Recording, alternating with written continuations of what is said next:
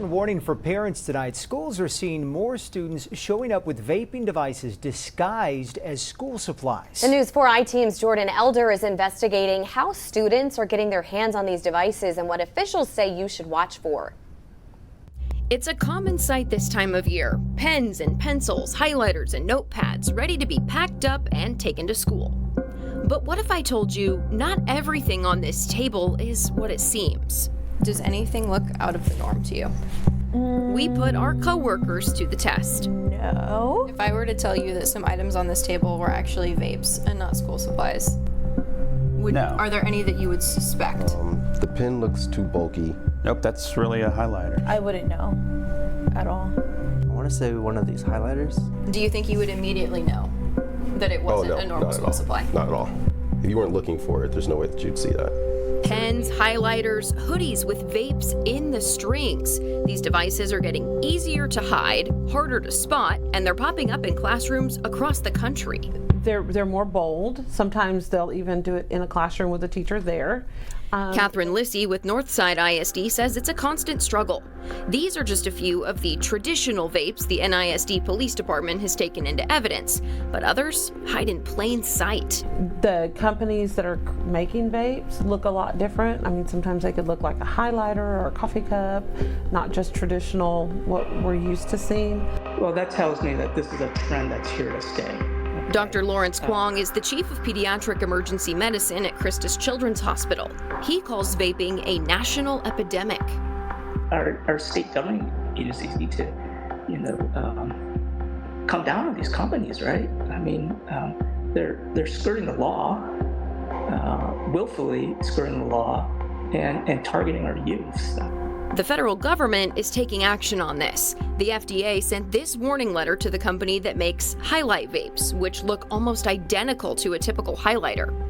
The agency writes that the product is concerning because it, quote, helps conceal the nature of the product as a tobacco product from parents, teachers, or other adults. Experts warn you to be on the lookout for these devices and talk to your kids about the risks associated with vaping. Schools are doing the same. It has to be all hands on deck, parents, public health, and the medical community. For the News 4i team, I'm Jordan Elder. We reported that local school districts were worried that a new law requiring harsher punishments for vaping on school campuses would lead to harmful and unintended consequences. As News 4 San Antonio's Matt Roy reports, so far those fears haven't been realized.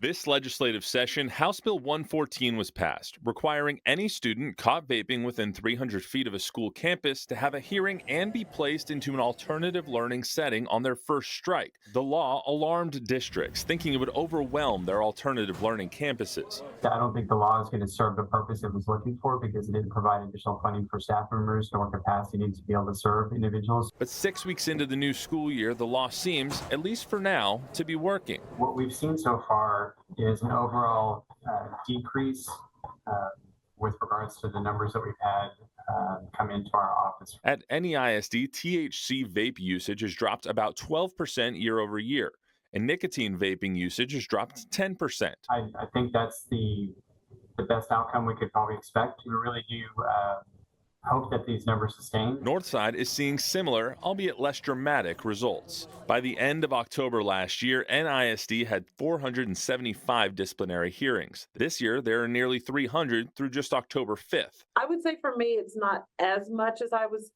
concerned to have. Northside Student Advocacy Director Catherine Lisi says numbers are lower for now. So if it keeps tracking like this, we'll be considerably higher than we were last year.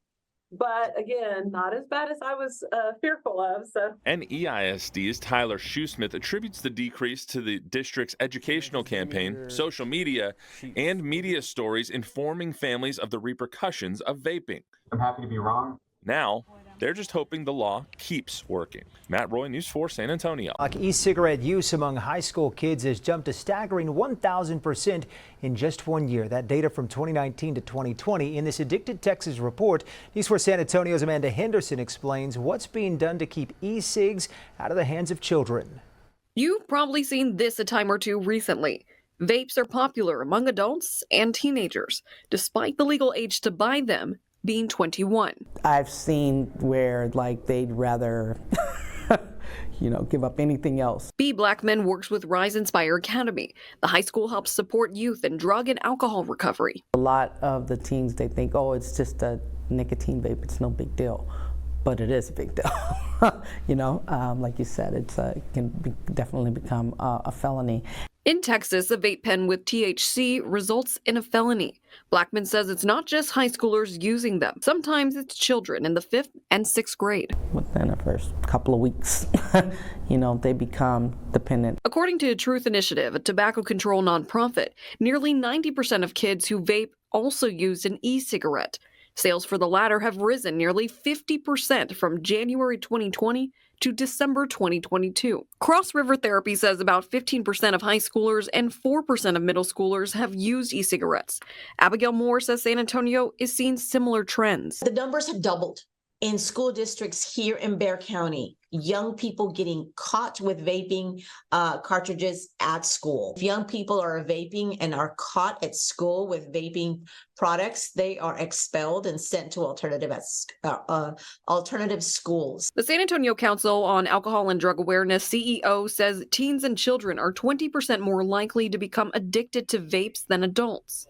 Moore says one vape pod can have as much nicotine as a pack of cigarettes. That they're getting a hold of these vaping tools, and they're vaping without their parents' knowledge. She also says they want young people to join their coalition of education about the impact and consequences of vapes. You can find information on that and on resources on our website. Reporting in San Antonio, I'm Amanda Henderson.